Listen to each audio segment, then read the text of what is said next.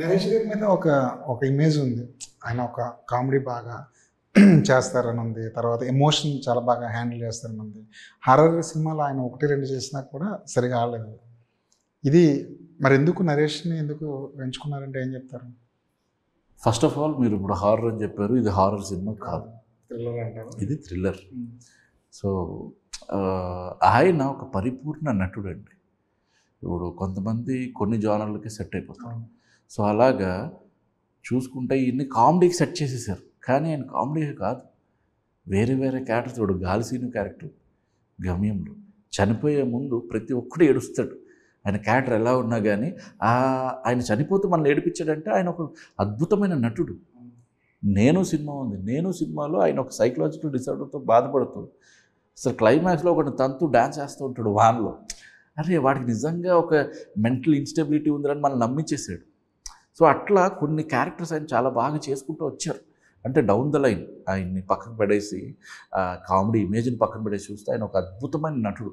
ప్రాణం సినిమా తీసుకున్నా కానీ సో ఆయనకు ఒక కామెడీ అనేది ఒక్కటే ఆపాదిస్తున్నారు. అవన్నీ ఆయనే బ్రేక్ చేశారు నాంది సినిమాతో. నాంది సినిమాతో ఎక్స్పెరిమెంట్ ట్రై చేశారు.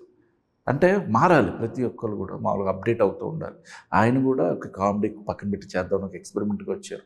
సో అట్లా నాంది, ఉగ్రం అని ఇంకా ఒక డిఫరెంట్గా ట్రై చేస్తూ నేను ఇప్పుడు కథ చెప్పినప్పుడు కూడా ఆయన ఒప్పుకోవటం అనేది ఇట్స్ బిగ్గెస్ట్ థింగ్. అండ్ ఆయన ఒక్క చేంజ్ చెప్పలా ఒక చేంజ్ కూడా. అనిల్ నాకు ఒక ఎలివేషన్ కావాలి, నాకు కొన్ని ఫైట్లు కావాలి, ఏమి చెప్పాలి. ఏదైతే ఆయన నరేట్ చేశానో స్క్రిప్ట్ అదే మేము షూట్ చేసాం. సో ఆయన నిజంగా ఆయన చాలా డేరింగ్ స్టెప్. అట్లాగా డైరెక్ట్ని కథని నమ్మేసి తీసుకున్నారు ఆయన. అండ్ ఆయన పక్క రుణపడి ఉంటాం. ఇలాంటి కథలకి ఒక స్టార్ కావాలండి, ఒక పెర్ఫార్మర్ కావాలండి? పర్ఫార్మర్ కావాలి. నేను ఎప్పుడు స్టార్ని బిలీవ్ చేయను.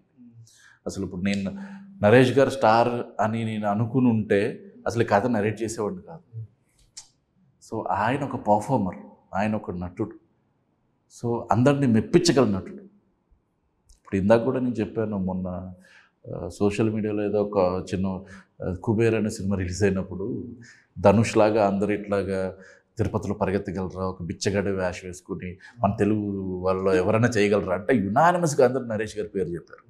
సో జనాల్లో అది ఉంది నరేష్ గారి మీద అందరికీ. సో ఆయన ఏ పాత్ర అయినా చేయగలరు, చేసి మెప్పించగలరు. సో అందుకే ఆయన ఒక 63 సినిమాలు 63 సినిమాలు తీసిన 64th 64 ఖచ్చితంగా 100 సినిమాలు చాలా ఈజీగా ఫుల్ఫిల్ చేస్తారు. ఇది డౌట్ లేదు. ఇంకో 2 years 3 yearsలో ఇంకా 100th కూడా చేయొచ్చు ఆయన.